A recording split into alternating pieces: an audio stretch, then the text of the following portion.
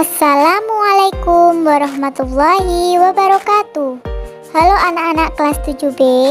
Materi kali ini kita akan belajar bersama mengenai interaksi sosial.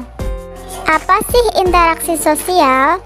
Interaksi sosial adalah hubungan-hubungan antara orang perorangan, antara kelompok manusia maupun antara orang perorangan dan kelompok manusia. Dalam interaksi sosial, hubungan yang terjadi harus dilakukan secara timbal balik oleh kedua belah pihak. Artinya, kedua belah pihak harus saling merespon.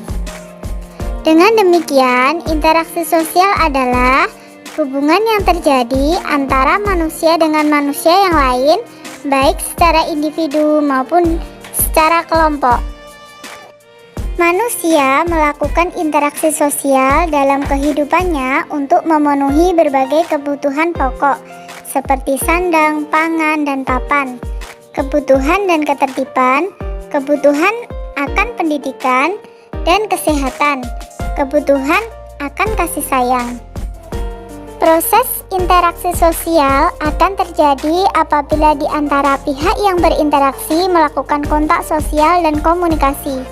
Kontak sosial dan komunikasi sosial merupakan syarat terjadinya interaksi sosial. Faktor-faktor interaksi sosial. Yang pertama, faktor imitasi, merupakan proses seseorang mencontoh orang lain atau kelompok. Contohnya, seorang anak perempuan bermain masak-masakan karena melihat ibunya pada saat memasak di dapur. Yang kedua, faktor sugesti, merupakan pengaruh yang dapat menggerakkan hati orang. Contohnya, seorang pasien yang akan berobat ke seorang dokter. Pasien tersebut akan cepat mengalami penyembuhan, salah satunya disebabkan adanya rasa sugesti pada dokter tersebut.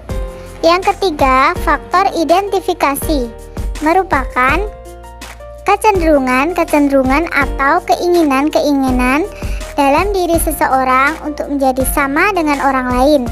Contohnya, seorang anak yang mengidolakan pemain bola, sehingga semua tingkah laku idolanya akan dilakukan. Dan yang terakhir yaitu faktor simpati, merupakan kemampuan untuk merasakan diri seolah-olah dalam keadaan orang lain dan ikut merasakan apa yang dilakukan, dialami, atau diderita orang lain. Contohnya, pada saat ada tetangga kita yang tertimpa musibah, maka kita ikut merasakan kesedihannya dan berusaha untuk membantunya. Nah, faktor-faktor tersebut dapat bergerak sendiri-sendiri secara terpisah maupun dalam keadaan tergabung.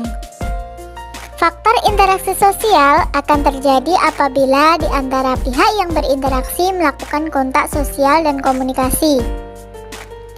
Kontak sosial ini dapat berarti hubungan masing-masing pihak tidak hanya secara langsung atau bersentuhan, namun juga secara tidak langsung. Contohnya surat menyurat, telepon, SMS, dan lain sebagainya.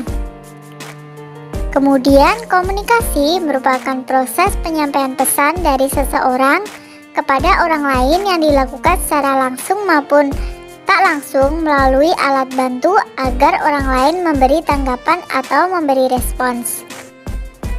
Suatu tindakan manusia dikatakan sebagai interaksi sosial apabila memiliki ciri-ciri sebagai berikut. Yang pertama, jumlah pelakunya lebih dari seseorang, biasanya 2 atau lebih. Yang kedua, berlangsung secara timbal balik. Yang ketiga, adanya komunikasi antar pelaku dengan menggunakan simbol atau hal yang disepakati.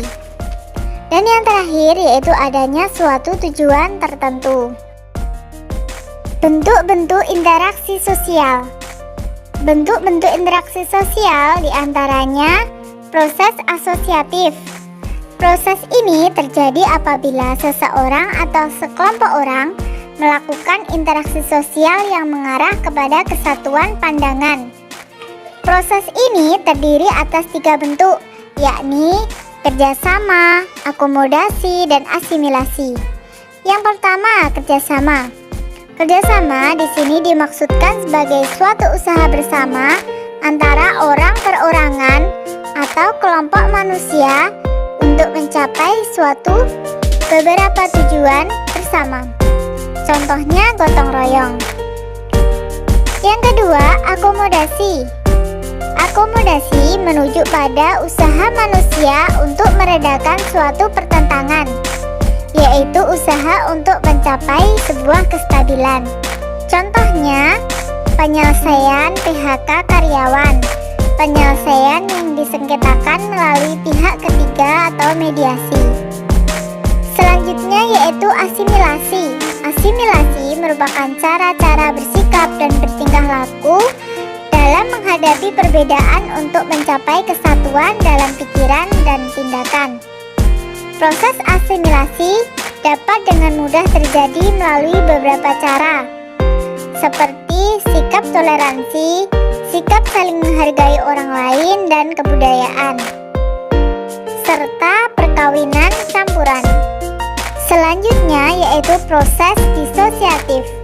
Proses ini terjadi apabila seseorang atau sekelompok orang melakukan interaksi sosial yang mengarah pada konflik dan merenggangkan solidaritas kelompok. Proses ini terjadi atas 3 bentuk, yaitu kompetisi, kontravensi, dan pertentangan. Yang pertama, kompetisi atau persaingan. Kompetisi adalah suatu proses individu atau kelompok yang bersaing untuk mencari keuntungan melalui bidang-bidang kehidupan tertentu. Contohnya gelar juara, kesuksesan, dan sebuah piala atau hadiah. Untuk mendapatkannya, seseorang harus bersaing satu dengan yang lainnya. Dalam kompetisi ini ada 2 jenis persaingan. Yang pertama bersifat pribadi dan persaingan yang bersifat kelompok. Yang kedua yaitu kontravensi. Kontravensi adalah sikap mental yang tersembunyi terhadap orang lain, terhadap unsur-unsur kebudayaan suatu golongan tertentu. Kontravensi ditandai oleh gejala-gejala adanya ketidakpastian mengenai diri seseorang, perasaan tidak suka yang disembunyikan, kebencian atau keraguan kepribadian seseorang. Yang ketiga, pertentangan atau konflik. Pertentangan, konflik adalah suatu proses di mana individu berusaha untuk memenuhi tujuannya dengan jalan yang menentang, yang disertai dengan ancaman dan kekerasan. Bentuk-bentuk konflik atau pertentangan dalam masyarakat contohnya seperti konflik sosial, konflik politik, konflik internasional. Terima kasih kalian sudah menyaksikan videonya dengan baik. Sekian, wassalamualaikum warahmatullahi wabarakatuh.